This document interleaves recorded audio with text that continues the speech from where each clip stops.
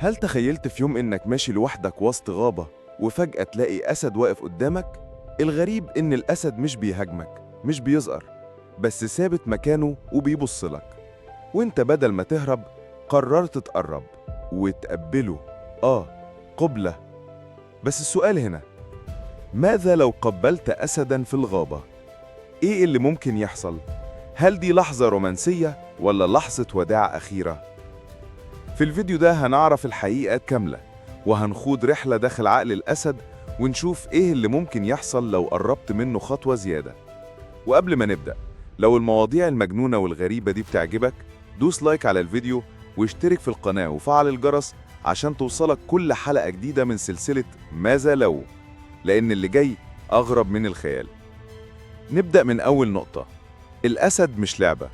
الأسد مش كائن لطيف زيه زي القطط ولا شخصية كرتونية من فيلم ديزني.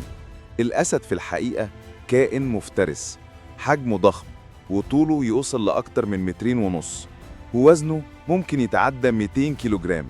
عنده أنياب بطول 10 سنتي، وقوة عضته 650 PSI، ودي تعادل تقريبا ضعف قوة عضة كلب بيتبول.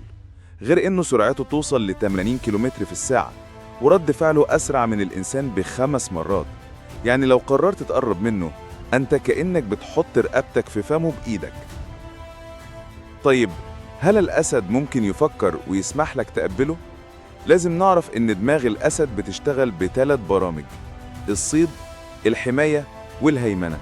لما الأسد يشوف إنسان بيقرب، هو مش هيستقبل ده كحركة ودية، هو هيشوفك يا فريسة، يا تهديد لازم يتخلص منه، يا كائن غريب مش مفهوم لازم يتعامل معاه. يعني في كل الحالات الأسد مش هيستناك تبوسه وتقوله بحبك، هو هيهاجمك أول ما تحاول تلمسه. لكن نفرض إنك قربت فعلاً والبطل اللي جواك قرر ياخد المغامرة المجنونة وقبلت الأسد، إيه اللي ممكن يحصل؟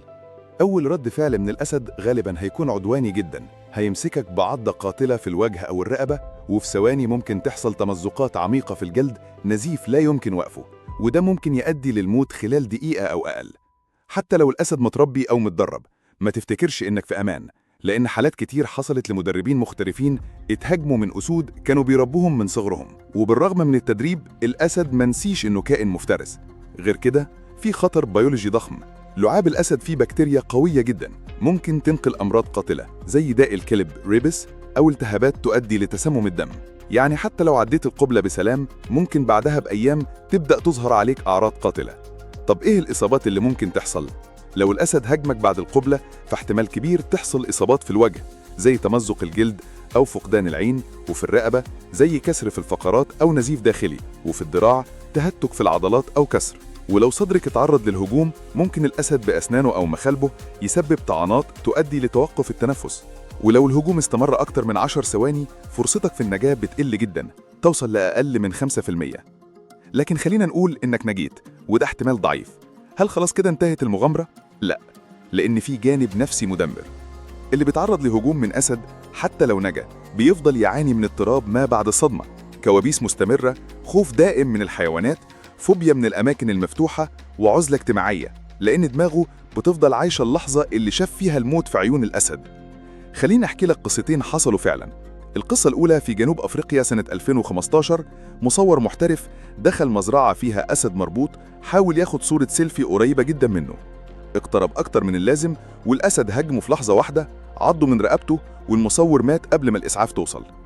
القصة التانية لمدربة سيرك روسية قضت 9 سنين تدرب أسد، وفي أحد العروض حاولت تعمل حركة خاصة وتقبله قدام الجمهور. الأسد فجأة انقض عليها، واللي حصل كان مذبحها على المسرح قدام آلاف الناس، وماتت بعدها أقل من ساعة. يعني هل في طريقة آمنة لتقبيل أسد؟ الحقيقة لأ، مفيش حاجة اسمها آمن مع كائن مفترس. مهما كان الأسد متدرب أو بيبان عليه الهدوء، هو دايما بيخزن جواه غريزة القتل. هو مش كلب أليف ومش صديقك، هو ملك الغابة وما بيحبش حد يقرب من عرشه. بس السؤال بيفضل، ليه بننجذب للأسود؟ ليه الناس بتحاول تلمسهم أو تتصور معاهم؟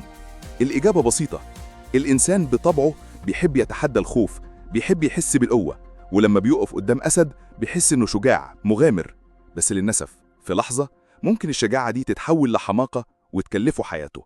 وفي النهاية، لو لسه في بالك فكرة إنك تقبل أسد، افتكر إن الأسد ما بيقبلش الحب. الأسد يا بيصطاد يا بيحمي نفسه يا بيقتلك، ومفيش فيهم خيار آمن. لو وصلت لآخر الفيديو فأنت من الناس الجامدة اللي بتحب المواضيع المجنونة. اعمل لايك للفيديو واشترك في القناة لو لسه ما اشتركتش، وفعل الجرس عشان توصلك كل حلقة جديدة من سلسلة ماذا لو. وسؤال الحلقة ليك: هل تقدر تقف 3 ثواني بس قدام أسد في الغابة؟ جاوب في التعليقات وخلينا نشوف مين فينا الشجاع الحقيقي.